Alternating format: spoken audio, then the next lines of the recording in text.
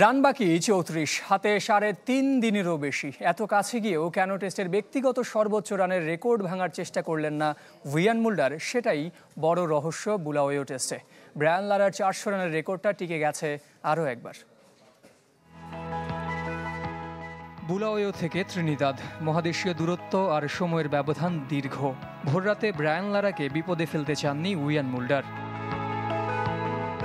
ক্যারিবীয় কিংবদন্তির গড়া ২১ বছর আগের রেকর্ডটা অক্ষুণ্ণ রেখেছেন সযত্নে। অথচ লারার গড়া টেস্ট ইতিহাসের ব্যক্তিগত সর্বোচ্চ ৪০০ রানের রেকর্ড ভাঙা থেকে তখন মাত্র ৩৪ রান দূরে মুল্ডার।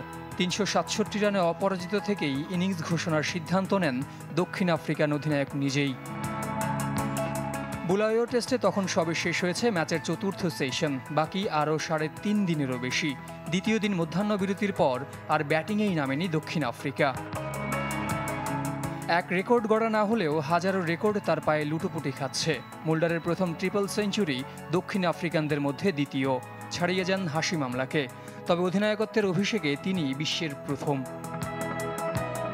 যদিও ভাঙতে পারেননি বীরেন্দ্র সেবাগের দ্রুততম ত্রিশতকের কীর্তি। ভারতীয় ওপেনারের চেয়ে খেলেছেন ৯ বল বেশি। সব মিলে টেস্ট ক্রিকেটে ট্রিপল সেঞ্চুরি এখন ৩৩টি। ৮ দেশের ২৯ ক্রিকেটারের, সর্বোচ্চ ৭ জন অস্ট্রেলিয়ার। সে তালিকায় নেই কোনো বাংলাদেশি। টেস্টের দ্বিতীয় কোয়াড্রাপল সেঞ্চুরির এত কাছে গিয়েও কেন পিছু হটলেন মুল্ডার? তবে কি লারাকে সম্মান জানানোই তার উদ্দেশ্য? উত্তরটা তিনিই দিতে পারবেন।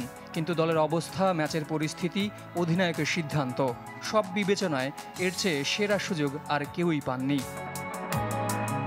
স্বদেশি কিংবদন্তি ডন ব্র্যাডম্যানকে সম্মান জানিয়ে ব্যক্তিগত ৩৩৪ রানে ইনিংস ঘোষণার নজির আছে অস্ট্রেলিয়ান অধিনায়ক মার্ক টেইলরের। জহির সাগর, চ্যানেল 24।